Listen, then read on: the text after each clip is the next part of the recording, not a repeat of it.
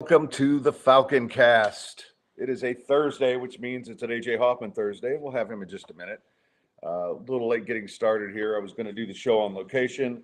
I was having some internet problems, so had to return home and get set up so we could do it at 5 o'clock as always. So we're at Casa del Falcon, which means at some point you're probably going to have to deal with Kira because she's here and she loves getting involved and maybe she is better to listen to than me. So we'll have her on shortly. A lot of great stuff to get to. Good football weekend as always.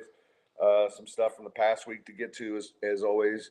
And we'll just jump right in with AJ as soon as I get my headphones on so we don't have any echoes. So anyway, I apologize for the building on the fly here. But, that's the beauty of things. We will be having some shows over at Midtown Bar and Grill very soon. I was hoping to get over there today, and we're going to be doing a couple from the Maple Leaf as well. It just didn't work out today where we could get internet going. Hey, Hoffman. Hello there, Freddie. How are you, man? I'm doing well, my friend. I'm doing well. Just you're looking slim. Is this maybe it's the hoodie or the hat? I don't know, but you're looking slim. Well, I mean, you haven't seen me since December, and I've dropped about 60 pounds since then, 70. Damn. Somewhere in there. Is it a crack addiction or just a good old fashioned? I know it's not exercise because you can't move your neck for like the last 3 months. So it's gotta be something. Actually, today, this week was great for that because I'm going to be going down to one therapy session a week. And my doctor has cleared me to get on my bicycle this weekend. So get on your bikes and ride. Ride. Yeah, I'll be a fat bottom girl. I got no problem with that. But yeah, so it's getting better. But yeah, it hasn't been exercise. It's just been stress, divorce, everything, And every time you get a divorce, you lose weight to start, prepping for the next victim. Victim, interesting choice of words, sir. I mean, it's the right choice of words, but yeah, you lose some weight so you can be attractive for your next mate. Yeah, I get the sexy glasses, so I kind of have the degenerate professor. Hey, do you want to that way you get the young ones. Mm-hmm. So we're good to go. I remember when you were a professor and you used to use that trick. We're not talking about that, are we? Is that is that fair game still? It was only six. Why not? It was only like 6 times. Jeez, you act like I was some kind of pervert. Statute of limitations is up anyway on charges, so that was actually before Me Too happened. So you were way ahead of your time. Yeah, it's like the C. I can make this an A. You want some extra credit? Yeah. Yeah, let's spell the word cancel. And if you want to go from a C to an A, you're gonna have to forget the rest of the word. All right. Flea says I'm on an all vodka diet. Good slimming techniques. It works. Yeah, it's just it's funny. I can't eat that much anymore. Even if I go out to a restaurant, it's like and I'll order something. I have to take half of it home for the next day's lunch. I just I don't know what it is. I wish I had that problem, Freddie. Yeah, well, don't go through a divorce. It sucks, but yeah, that and then I was sick for a while too, on top of the neck thing. But man, I mean, the neck really feels great. I'm actually, the last 2 sessions have been really hard because there's a lot of exercises and I've been sore as shit. But I'm, now I'm kind of like, okay, so I'm down to 1 a week, and it's like, all right, I get on my bike this weekend. Let's see how that goes. I'll probably start with 5 miles or something, nothing much, but my goal is, a couple weeks to be able to do 20, 25 miles, a couple times a week. So still not cleared to run yet because apparently that does more damage to your back than biking does, but that makes sense. Yeah. So otherwise, just getting old, getting slim, and enjoying life, my friend. That's how good for you. But Zed says GD Broncos. That killed our fucking suicide pool. We had the Bills. No. And I don't blame the Broncos. No, that was all of the Bills. And, I thought that was the right time to use them. And because I just don't know how good they're going to be going forward with all the injuries. But I didn't see them turn the ball over 3 times in the first half and all the other shit that happened, including at the end. You get a penalty on a field goal that backs you up and it helps you. You had life for Yeah. and then So what's going on? Yeah, just living the dream. It's long days, obviously, a lot of football, and now college basketball started up. So Yeah. it's go go go all the time here. You know how it goes, buddy. Yeah, I actually got sportsed out after that Bills loss, and a friend of mine texted me and said, "Hey, are you watching Maction tonight?" It's like, no, I'm rewatching Littlehammer. I'm not watching any sports tonight. But then by the end of the night, I was like watching late night hockey, so I got over it pretty quick. I want to address something that Felice said real quick about poor darling Way Beth. She lost one of her daughters last week. I just found out today, and Oh no. my heart goes out to her. I mean, it's just it's horrible. It was her youngest daughter, and yeah, and I just I'm going to reach out to her. The service for Saturday, but I'm going to wait till after that because I mean, yeah, I went through that with another friend that we both know who lost their 29-year-old daughter, and it's just, you never know what to say. I mean, what can you say to somebody? It's All, crazy. all you can tell them is, "Hey, I love you. I'm here if you need me." But you can't. I can't understand what they're going through, and No. I can't imagine what she's going through. So yeah, um, I mean, deepest condolences and nothing but love for Beth over that. Uh, that also asks, when do we finally admit that Josh Allen is no longer that guy? What's funny is, like, if you look at, so we do a weekly, we update it weekly, a list of quarterbacks in the league by a blend of QBR and PFF grades. Right. And as bad as you think Josh Allen's been this year, he's still number 2 in that metric. And that's like the 2 best ways to grade quarterbacks, to be honest. I mean, his EPA per play is one of the highest in the league. He is still a playmaker. There's just and this is another thing that jumped out at me. For a guy who we look at as a turnover machine, he's in top 10 in like lowest turnover worthy play percentage. So a lot of the turnovers that are happening aren't necessarily his fault. Right. There's turnovers on plays that shouldn't be turnovers, and there's only so much the quarterback can control there. Now, when you say, is he that guy? I mean, if he's not that guy, who is? Like, I know Patrick Mahomes is that guy. Right.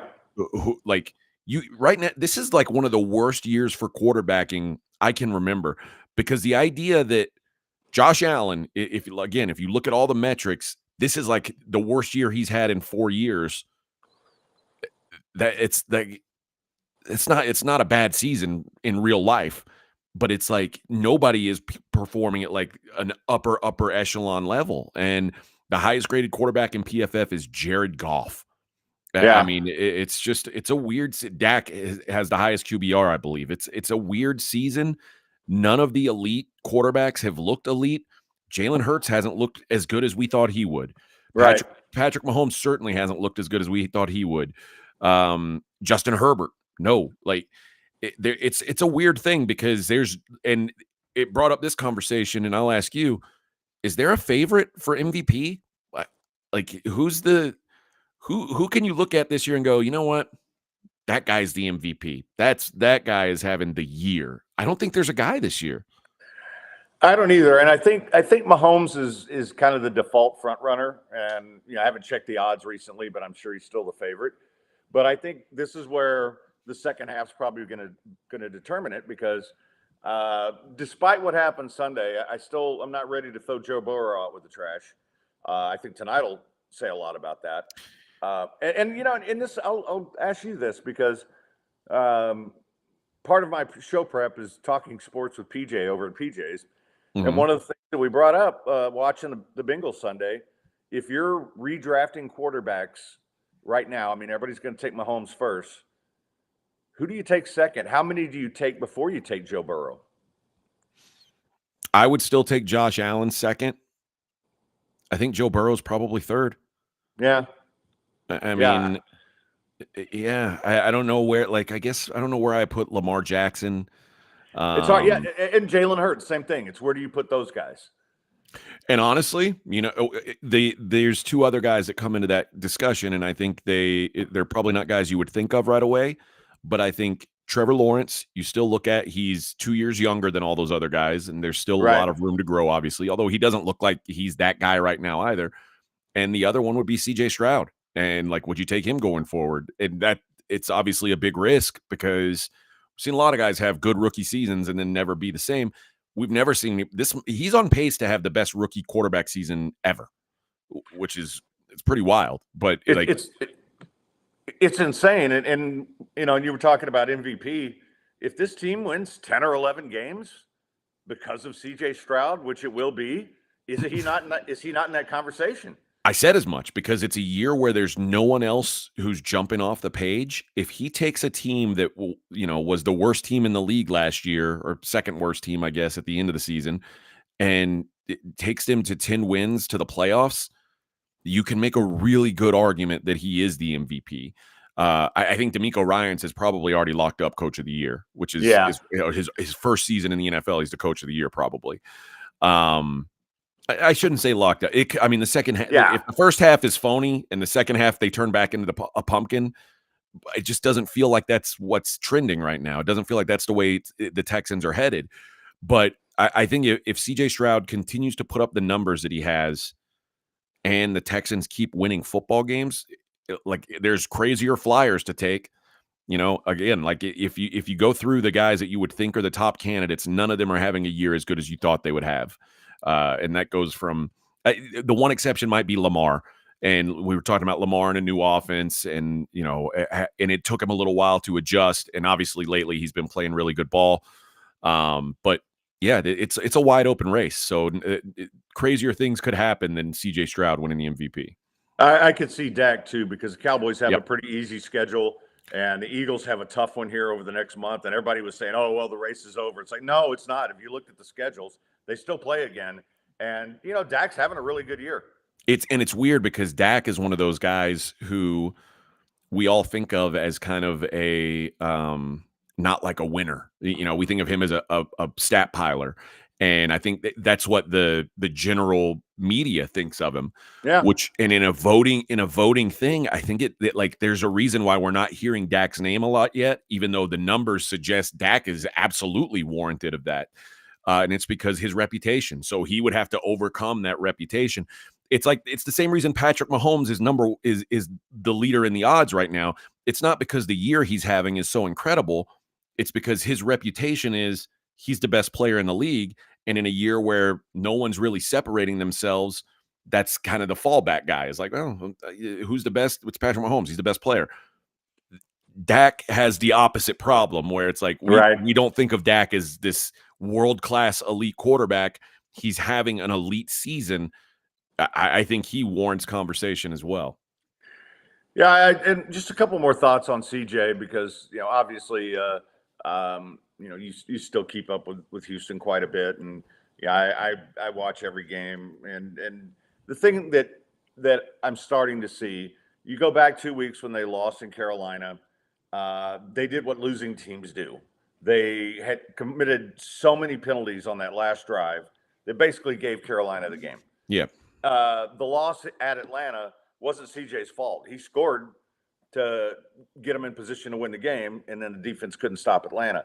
But what we saw Sunday was he comes out, he throws just a horrible interception. I mean, that was Clayton. At a time where he shouldn't have even been throwing the ball. Right. Well, and some of that's on play calling, but that was a Clayton Tune-esque interception. But, and then they come out and do the 3 and out. But then when he gets the ball with a game on the line, he's perfect. He makes every throw. And that's the difference between a team that has a winning record and a team that has a losing record. Team that lost at Carolina was the same old loser Texans. This was not that. And, and I'll give them credit. They made a play on defense at the end of the game that should have won it for them when they forced the fumble. And it goes right to Mike Evans. I mean, yeah. Not Mike Evans, but no, it did go to Mike Evans. Yeah, it was Mike Evans. It's like, what the hell? I mean, you had the game right there, but then they came back and they finished it. And Mike Evans was the week before. That was it was the week before. Yeah, it was Jamar Chase.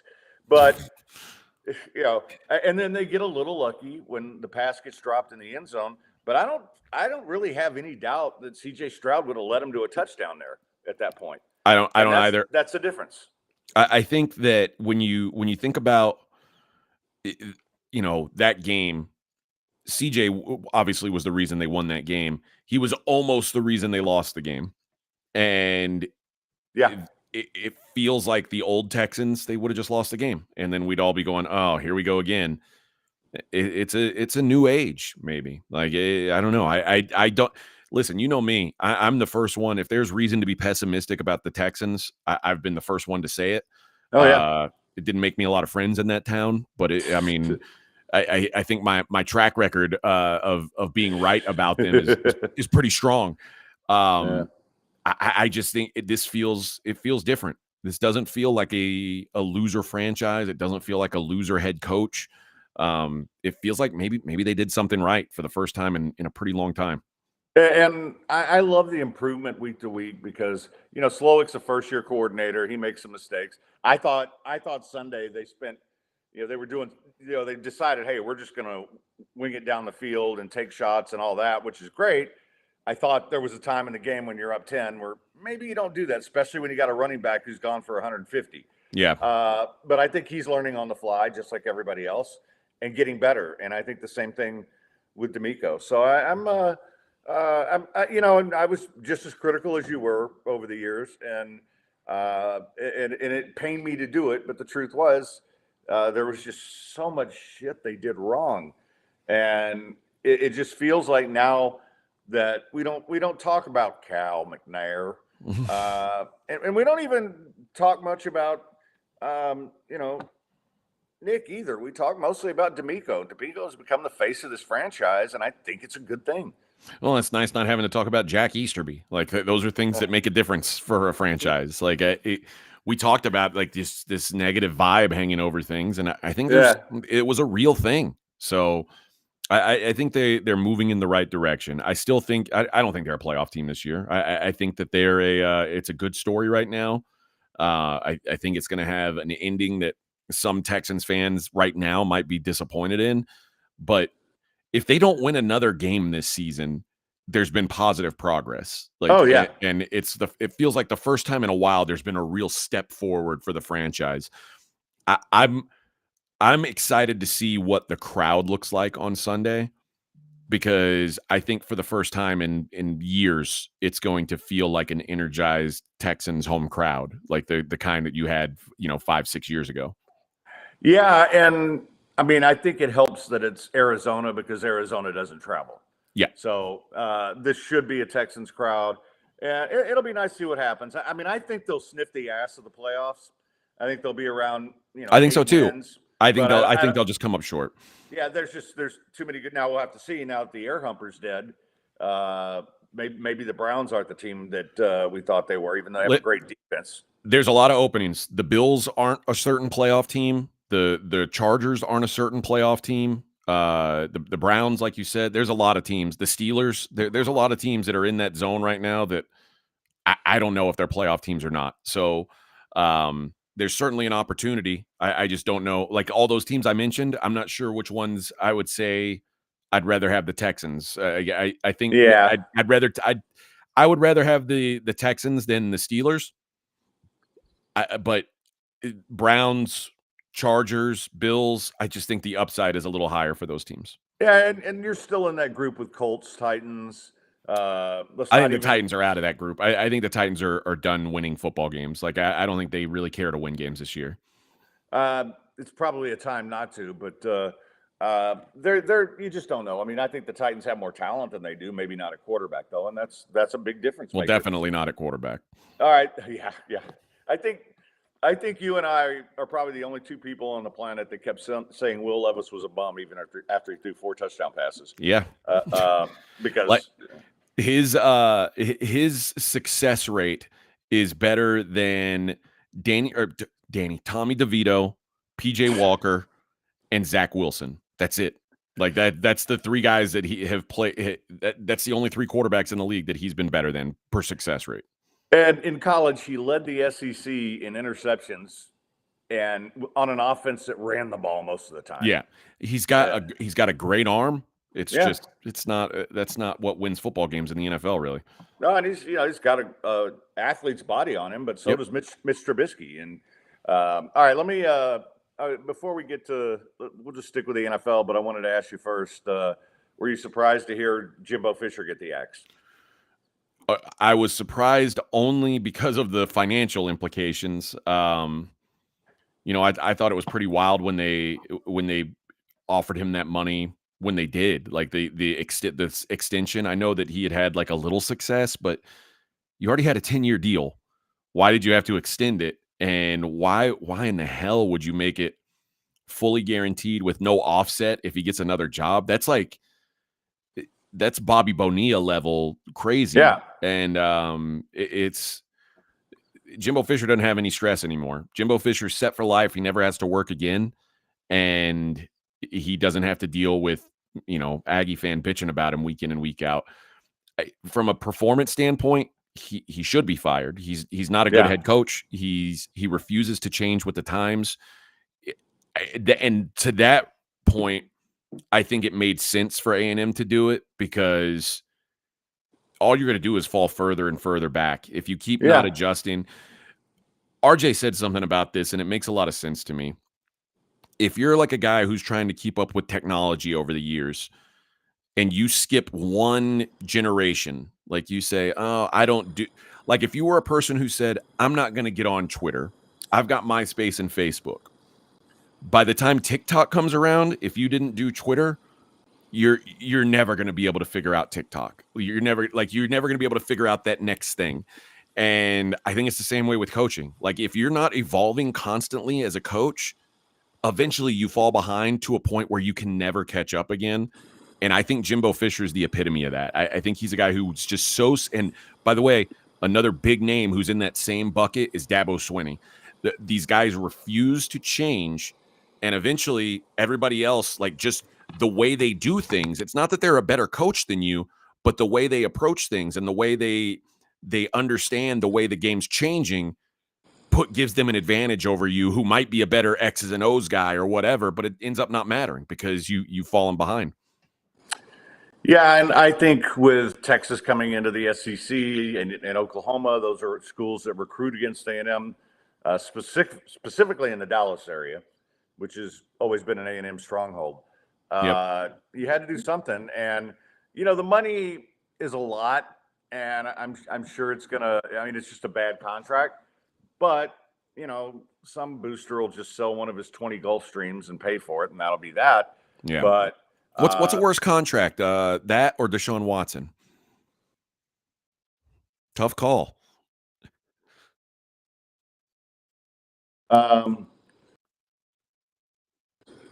Deshaun still has a chance to do something there. Like if he has one great year, then I think he makes up for it. Because if he gets them to a AFC Championship game or a Super Bowl, right? And now we haven't seen that Deshaun since he was getting massages, so I don't know if that guy exists anymore. But, you saw him like for a half last week, and then now he's done for the season. Yeah, but I mean, in general, I think that one is. I mean, they're both bad contracts, but I think we're not dead on Deshaun yet. I think obviously you're dead on Jimbo because he's gone. Yeah, you can't do anything to redeem that. And the question becomes, who do they hire? And I hope they get Mike Elko on the phone. I think that's how I love that guy, and I think that defense hasn't been the same since he left. And he obviously knows the environment. He knows A&M, and the man can flat out coach. I thought it was the most Aggie thing ever was Aggie fan convinced that Dan Campbell was going to leave the Detroit Lions.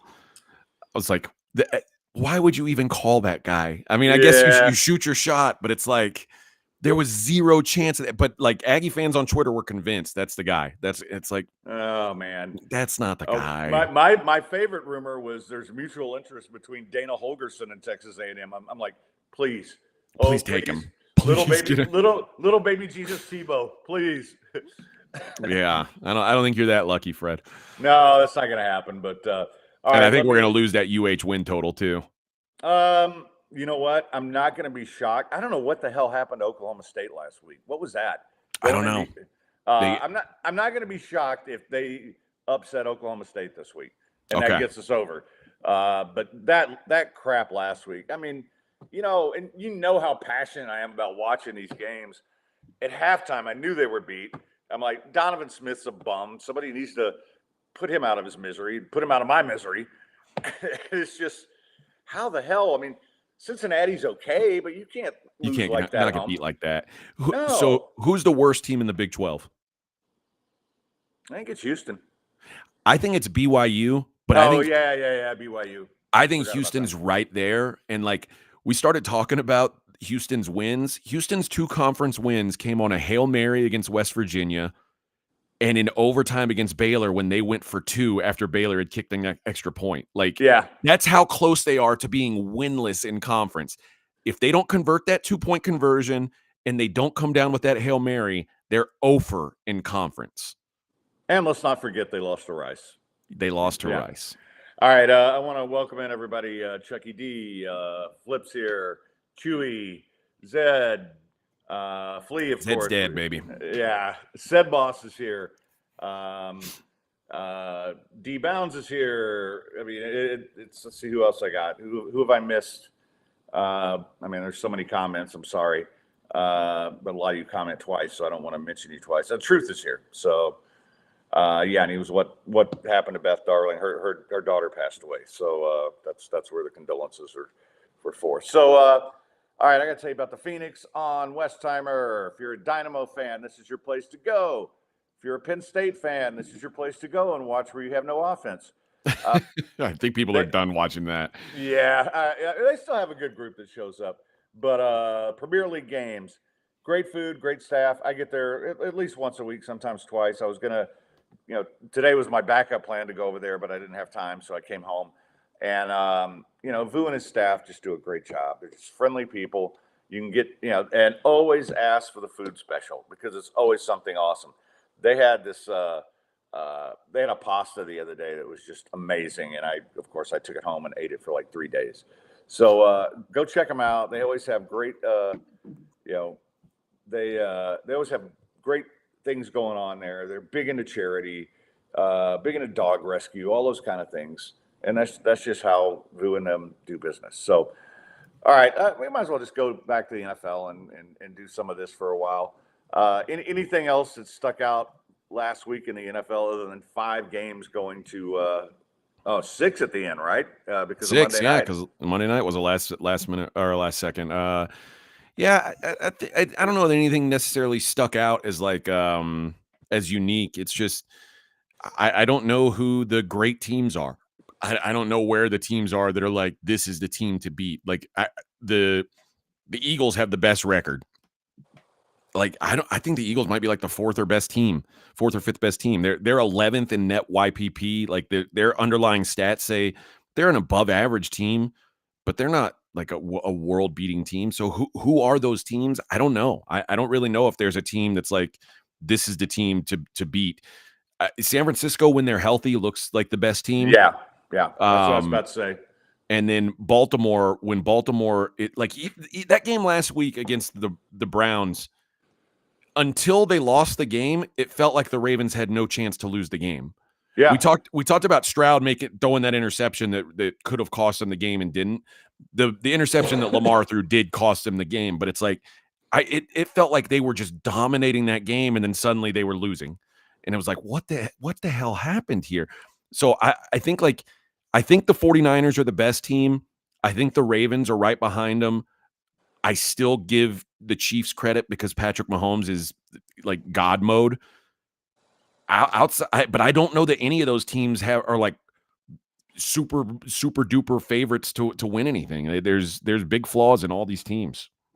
Yeah, and I mean I could see like a Miami winning one game in the playoffs, but we've seen them against good teams, and they're just not the same. And I think we have, and I think the Bills have maybe fallen into that little group as well of guys that they will beat up on the bad teams, and they get against a good team and they can't get it done. And I think the Dolphins and the Cowboys and the Bills are all kind of in that group. And I'm not ready to anoint the Lions. They're a fun story. Their defense is not very good. Yeah, and I think that's going to get them into some trouble. So let's get to this week's games. We got the one tonight, Cincinnati at Baltimore. And one reason why I like the Texans to cover last week, Cincinnati coming off the big win on Sunday night against the Bills. with all the emotion. And then they have the Ravens coming up on a short week. It was an easy overlook for them. Now, I didn't think the Texans would win, don't get me wrong. Yeah. But now you got both these teams coming off of losses, and it kind of changes the dynamic because they both need it. This whole division is all right there together. Yeah, I think the Ravens win this game. The number at 3.5 is just a pass for me. Look, we were looking up the stats for Lamar Jackson against the Bengals, and he's 7-1 straight up against the Bengals in his career, which is I would have never guessed that. It feels like these AFC North teams always beat each other. Yeah, but Lamar's 7-1 when he's playing. When the Ravens are 7-1 when Lamar starts, so that which is different than the games that he doesn't, because obviously last year they played a couple where he didn't, and the Bengals won. But what I did find over the last 2 seasons, since the Ravens switched defensive coordinators, that McDonald has done a really good job of limiting Joe Burrow. And the most passing yard, they played 4 games. The most passing yards Joe Burrow's had in those 4 games is 222. So whatever, like and remember, Joe Burrow used to eat up Wink Martindale's defenses because Wink, he was a blitzer, and he blitz, and Joe Burrow would just chew him up. And now whatever McDonald is doing, Burrow has not solved yet. So that I lean to the Ravens winning the game. I don't want to give 3.5 points, but I think they win. So if you want to use them on the money line, or you want to play some Burrow prop unders, I think that's the way to attack the game tonight. Yeah, and then just shop around, because if you can get it to 3, I like it a lot more if I can get rid of that hook, because I do think it could be a very close game. All right, Sunday we got Pittsburgh at Cleveland, and I haven't been able to read Pittsburgh all year. I don't know how they win games. They're not good. They're a magic team. They're wizards. Cleveland is like, this number says Pittsburgh's a better team than Cleveland, and I don't think that's further from the truth. Like it's insane. I don't care if the Browns are on a backup quarterback. Here's what I think about DTR. I don't think the Browns would be playing DTR if they didn't think he was better than PJ Walker. They're still 6-3. It's not like they're eliminated from the playoffs. Right. Like, they haven't had good quarterback play all season, and they're 6-3. So you think because Deshaun Watson got hurt, they're saying, well, we're done for the year? I don't think so. I think this team, their defense is so great that they believe they can win games anyway. I looked up PJ Walker's stats, Fred. He is by so far the worst quarterback in the league. His turnover-worthy play rate is 7.6%, which is a full percentage point higher than the next worst guy in the league, which is Tyson Bagent. Like, his PFF grade is, of all qualified quarterbacks, he's dead last. He is 17 points worse than the next to last guy, who's Aiden O'Connell. For reference, if you go to the top, and I mentioned earlier in the show, Jared Goff, the top graded quarterback in PFF, if you take 17 points off his score, it goes all the way down to Justin Fields, the 17th best quarterback. So the gap between the first and the 17th best quarterback per PFF is the exact same as the gap between the second to last and PJ Walker. That's how bad PJ Walker's been. DTR has to be better than that. And the first game he played with no real prep, no notice, right, against the freaking Baltimore Ravens. And now he's been, even after, once Deshaun came back, DTR started taking second team snaps. He's getting first team snaps all this week. The Steelers, the first time these teams played, needed 2 defensive touchdowns to win the game at home. Yeah. I've only got to lay 1 point at home with the Browns. I have to take the Browns. I like the Browns a lot. Here's my best bet on our podcast yesterday. You know what? And I'm with you, because listen, I mean, this kid, even if he can't throw the ball, the one thing he can do is take off and run. Yep.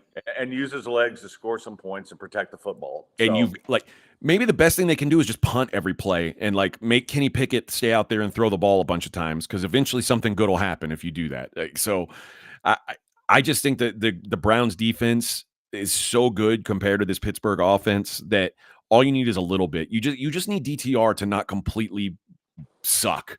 And maybe he does, but I'll take my chances. I think this Pittsburgh team is so phony Never in history has a team 9 games into the season been outgained in every single one of those games and had a winning record. It's never happened before.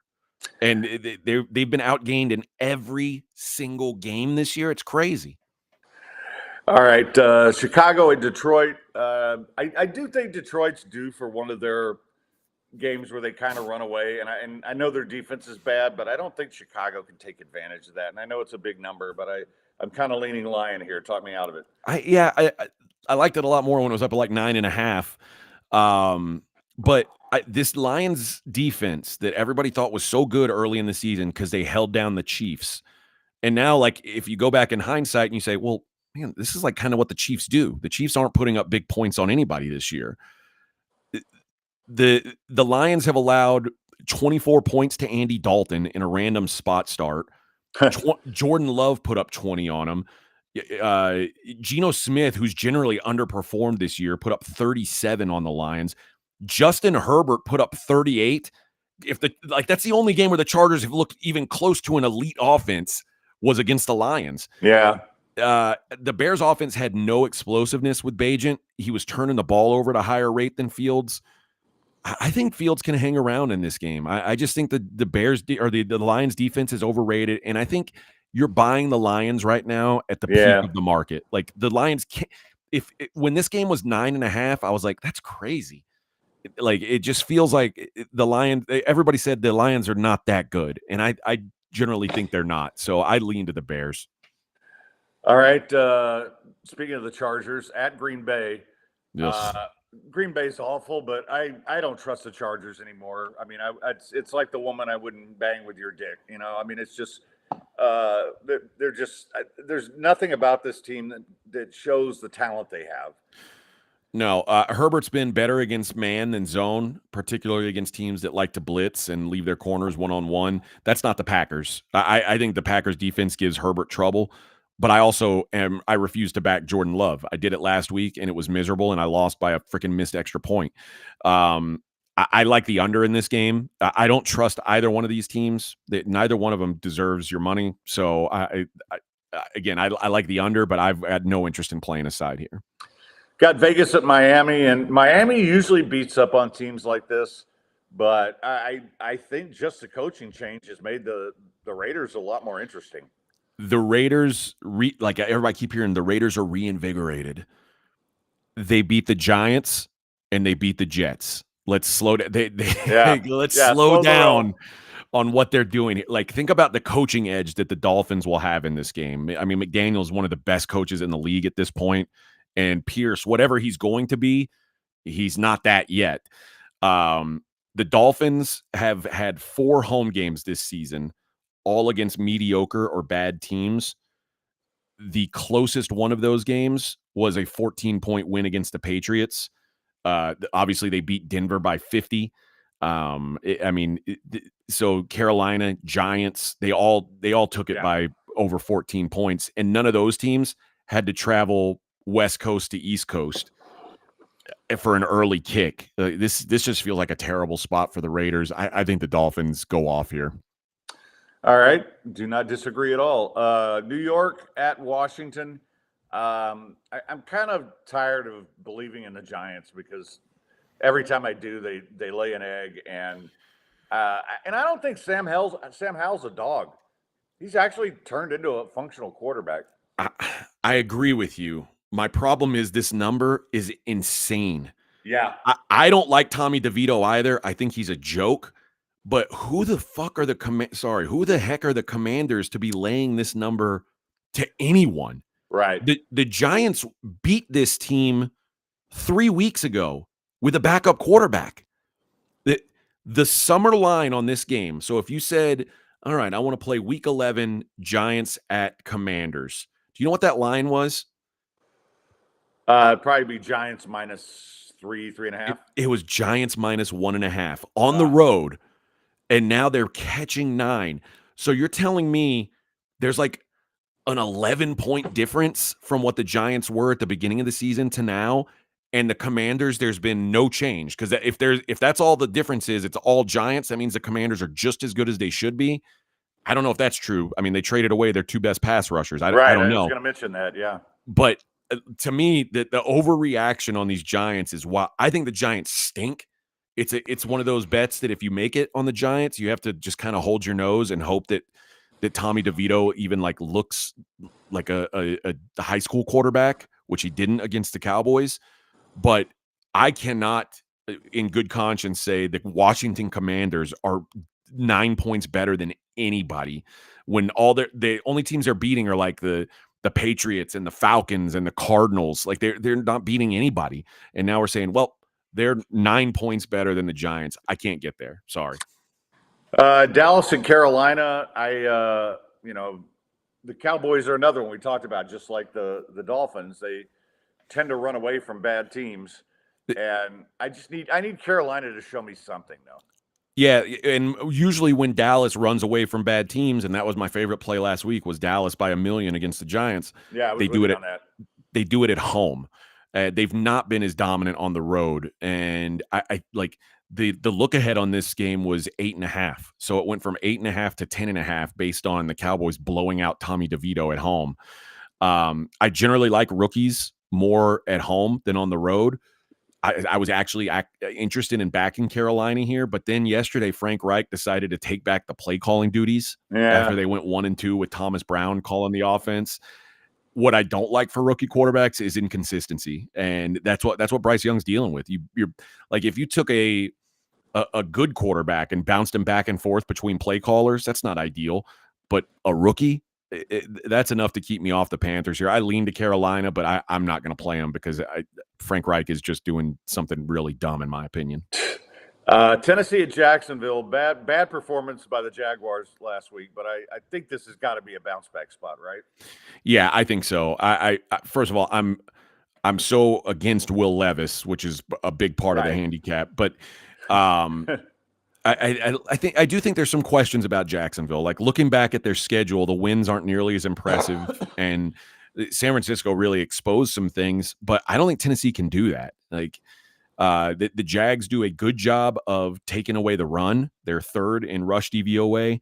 So you're saying you're counting on Will Levis to go out on the road and win a game? I don't think he's going to do that. So I lean to the Jags. All right, Arizona at Houston, and as much as I praise the Texans, I like Arizona in this spot. Tiny Kyler with his second start. Houston coming off that win. I think this is a tougher game than people realize, because you just look at Arizona and say, oh well, Houston should win. But I like the way Tiny Kyler looked last week. I did too. I think the best way to go at this game is an over, because if you say what's the best thing about Arizona, you'd say, well, it's Kyler Murray's back. Their offense looked serviceable last week. What's the best thing about the Texans? Well, CJ Stroud is balling out. Both these teams have bad defenses. Arizona's got maybe the worst defense in the league. So I just think that there's a lot of points scored here. I do think the Texans are going to be hyped because I do think there's going to be a good home field advantage for them for the first time in years. I'd lean to the Texans, but I would much prefer to just play that everybody scores in this game. And I particularly think the Texans score. Like, I think that they're going to have a lot of success against this defense, which is really bad. Yeah, I would take a look at the over props on Stroud and Noah Brown, who has been a godsend for them. I'd look at the over yards on them. Tampa at San Francisco. 49ers, it's amazing how different they look when Debo is back on that offense. And, Tampa I actually bet last week. I thought they were a good play coming off the loss to Houston. And this one, I don't really have a play here, but I kind of lean 49ers. The biggest bet I've put down this week is on San Francisco's team total, over 26.5. I'm with you. Debo is the key to everything they do. Debo started 7 games this year. The Niners have scored 30 or more in 6 of those 7 games. The one that they didn't score 30 in was the Browns game, where Debo left in the first quarter with an injury. They put up 17 in that game. They put up 17 in the 2 games with no Debo, and then they went right back to putting up 30 when Debo comes back. Tampa's average against the pass, there's just too many weapons. I just think the offense continues to roll. They roll at home. I mean, consistently. They dominate at home. So you're saying For this not to win, for them not to score over 26.5 points, it would have to be the worst offensive performance they've had this season without Debo in the lineup, and it'd be at home against a subpar team. I just don't think that happens. Yeah, I love that play. Jets at the Bills. I keep thinking the Bills are going to want to slap somebody, and they didn't do it Monday night. F the Bills, Fred. They suck. Yeah, I you know what? They're dead to me. They killed our survivor pool. They're dead to me. Yeah, they're just not a team you can back to win by margin right now. They're not like last year and early this year. They were bullies, and if you played a bad team, the Bills were going to bully them. But they couldn't beat the Jets early in the season when the Bills were playing better. The Jets quarterback got hurt on the first series of the season, and they still didn't win. That said, the Jets should be the side here. But do you want to put money down and say Zach Wilson is going to keep you within 7? Like if you're down 10 points with 3 minutes left and the Jets have the ball, you think you're covering? I don't like it, so. I have no interest in backing Wilson there, and I think the Dorsey thing is just it's a scapegoat situation. The Bills are in shambles, but the Jets aren't the kind of team that's going to punish them for it. I think the number's about right. It's a total pass for me. Yeah, I'm 100% with you. How about Seattle at Los Angeles? McVay tends to own Pete Carroll. I do like the Rams here. This is my my biannual back the Rams against the Seahawks. This is you're never going to stop me from making this bet. Every week this happens, it's like I go down, write it down. When San Francisco plays the Rams, I go and write down San Francisco. But the Rams, McVay owns Pete Carroll. McVay 10-4 ATS versus Pete Carroll, plus 5.3 point per game margin, 6 straight ATS winners. Think about last year when Seattle, they needed to beat the Rams in week 18 to get into the playoffs. The Rams, they had no one. There was no Donald, no Stafford, no Cooper Kupp. Geno proceeded to play his worst game of the season, and the Seahawks got a late field goal to tie it and an overtime field goal to win it over Baker Mayfield. The Rams with Stafford are just such a different team. They dominated the Seahawks in week 1, and that was without Cooper Kupp, and that was in Seattle. I think the Seahawks are just barely better than the Rams. So getting points at home with a plus matchup, that's a must play for me. So Rams are on my card. Yeah, I'm all over that one too. Minnesota at Denver, interesting. Minnesota just keeps finding a way. And Denver was so lucky to win that game Monday night. Not that I'm bitter, but were they though? Like if they don't give up all those points on special teams, like if they don't miss 2 extra points, and remember the Bills got an extra point. They went from an extra point to a 2-point conversion because of a dumb penalty. Like that's 3 points difference that their special teams cost them. Like it shouldn't have even had to come down to what it did. Yeah, I think the 3 turnovers in the first half. Yeah, two of which were just awful and didn't need to happen. And and then getting a second chance at a field goal on your own penalty. I'm just like, come on, man. That's like. But anyway, these are two grinders.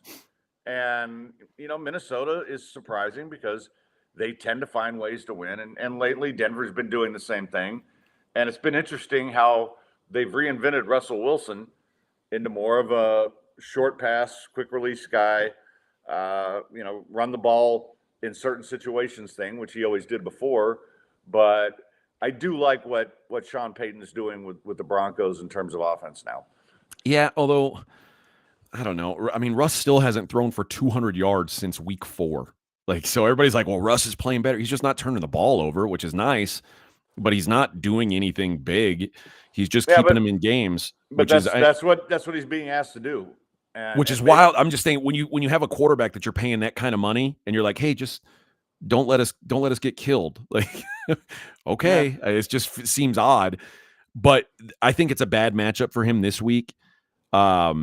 Brian Flores blitzes more than anyone in the league, and there's no one in the league has a bigger drop-off on his passer rating when he's blitzed versus when he isn't than Russ. It's like 35 points he drops when he's blitzed. Dobbs looks like he can play a little bit, and I think Madison is going to be out with a concussion, which I've been pounding my fist on the table to the Vikings saying, you have to stop giving that guy the ball. He stinks. And when it Yeah, he does. it finally looked like they were going to start playing Cam Akers, and then Cam Akers tore his leg open, and they got to go right back to Madison. And then last week they went to Ty Chandler, and they looked explosive running the football. I think Minnesota's a buy-on team. Fez and I got into an argument about whether or not Minnesota's a playoff team. I think they are. I think in a weak NFC where there's not a lot of options, I think the Vikings are going to find a way into the playoffs, even with Josh Dobbs playing quarterback.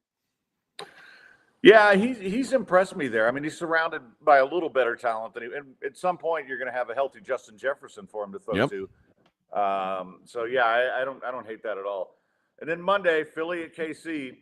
And I'm kind of leaning Eagle here, and my reasons are Kansas City's offense hasn't been the same. And you even go back to the game in Frankfurt, they had to score a defensive touchdown to score 21 points. They didn't score in the second half. I do think Philly can score enough, and they've got enough weapons. Kansas City's defense is playing really well, but Philly has so many weapons that I just don't think Kansas City can contain them. I like the Eagles here. Tell me I'm wrong. I disagree with you. The advanced stats say that the Eagles and the Chiefs offenses are about even. And unlike the Super Bowl last year, where the reason why people thought Philly had a chance in that Super Bowl was they had the better defense, that's not the case this year. Kansas City's defense grades out significantly better than Philly's, right? Philly's like a barely league average defense, and Kansas City's a top 5 defense. It really is simple for me, though. If I have a chance to play Patrick Mahomes at home and give less than a field goal, I'm just going to take it. And, we always talk about Andy Reid off the bye. Andy Reid with extra prep. I mean, these are the games that he's got extra, and he's going to be up for this game. All the shit talking after the Super Bowl that Andy Reid wants to prove a point. And having extra time to do it, I think they get it done. So I think you've got the better quarterback, you got the better defense, you got the better coach, and I'm laying less than a field goal. I can only back the Chiefs. All right, let's switch it over to college football real quick. Have you made any money on the Maction this week? Oh yeah, I got super lucky last night on Miami of Ohio -8.5 when the Buffalo fumbled it, like taking in they're down 13. Did you see this, Fred? No, I was taking a night off from good for you. It's a shit game. Nights off. Yeah. So Buffalo they're down 13 with 2 minutes left at their own 20. They hit an 80-yard pass. Like the guy's running into the end zone, and I don't know if he's showboating or trying to protect the ball. There's some discussion about it, but he sticks the ball out, and the Miami, Ohio player punches it out at about the half-yard line. They call it a touchdown on the field, but on review, it's out before he crosses the goal line. It's spinning around in the back of the end zone, like barely. It's not rolling out. It's just spinning in a circle. The Buffalo player runs to it and dives on it. He puts his hand on top of it, but by the time he pulls it in and secures it to his chest, his leg is out of bounds. So it's a touchback. So there's no touchdown. And -8.5 is a winner. I don't know if it would have been a worse beat, like them giving up the 80-yard pass in nonsense time to cover, or the way that if you feel like it's a worse beat that Buffalo didn't cover. Either way, Scott Van Pelt's going to be talking about it. Like it was a bad beat one way or the other. But yeah, Maction is always it's always wild, but it's usually profitable. And this year it's been easier than most because there's MAC teams that have quarterbacks still, and MAC teams that are on like their third quarterbacks. And those are the teams, you just can't, there's no number high enough. They're just not going to compete. Yeah. I've been tailing Miami of Ohio all year. I just, like I said, I was taking a brief respite, but I was playing some hockey, which my hockey picks have been really good. Although you got to start sending me your card. Yeah, I will. I've been betting some hockey. I've got a little text thread for a few of my friends that I send them to, and I will send you that as well. All right. Tonight, Canucks Flames over 6.5. By the way, even though the Canucks are on a back-to-back, that was my loss. Though I got greedy and took them -1.5 goals, and they won in overtime. All right, let's You got Boston College, Pittsburgh tonight. Any interest in that at all? I think it's hard for anybody to score points here. I'm not sure how Pittsburgh's favored. And yesterday, actually early this morning, they were favored by 3. When I was like, that's crazy. But Boston College has had so many woes at quarterback, and on top of that, they're already bowl eligible, so I could see them slacking. But Yeah. 46 and a half, I think that's too many points for these two offenses. I think it's a good underplay tonight.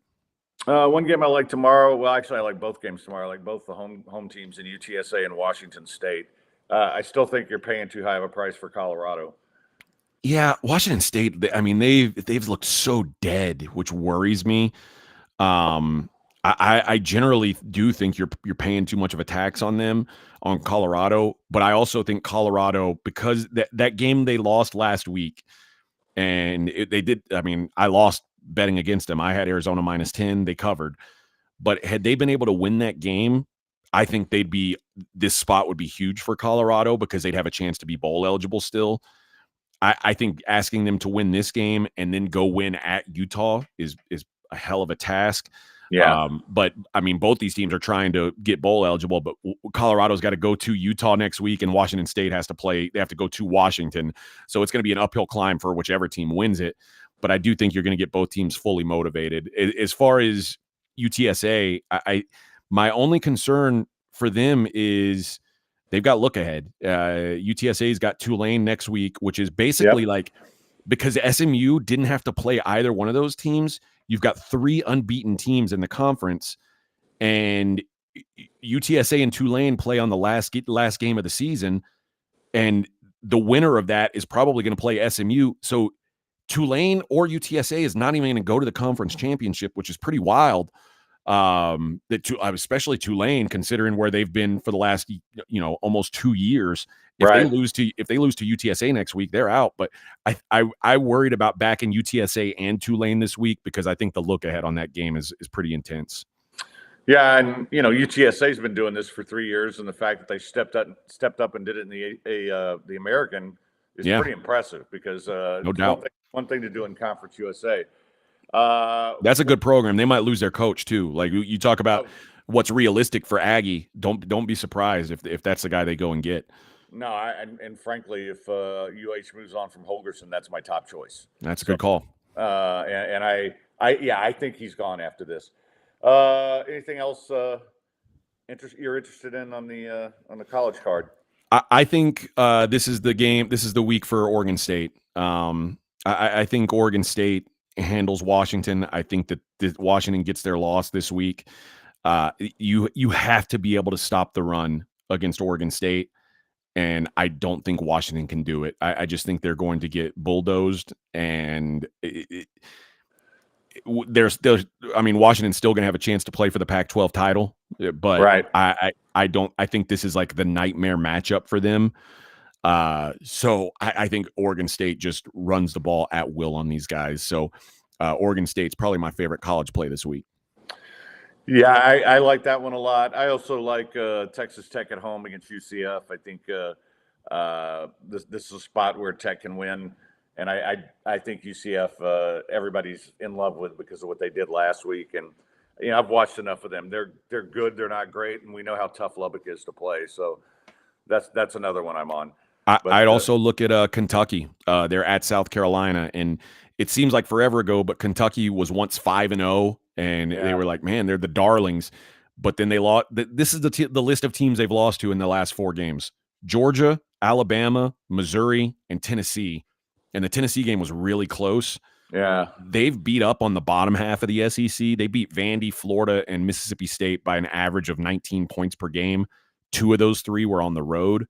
So South Carolina's defense is so bad. I think Kentucky is a much better team. So I just got to lay 1 on the road. I think they bounce back from that Alabama drubbing, and I like the Wildcats. All right. Any MMA to talk about this weekend? Nothing of note. Last weekend? Yeah, I mean, last weekend was amazing. That was an awesome fight card. There was great. I mean, a couple great knockouts. It was a fun night of fights, and it really brings up the question of what they're going to do with the heavyweight division. Like, when John Jones can return, does it even make sense to have a Stipe Miocic fight anymore when you've got this guy, Tom Aspinall, who's in his prime, and it could really, like, beating Stipe at this point doesn't do anything for John Jones' legacy. Stipe is, most people would say, well, he beat a washed up Stipe.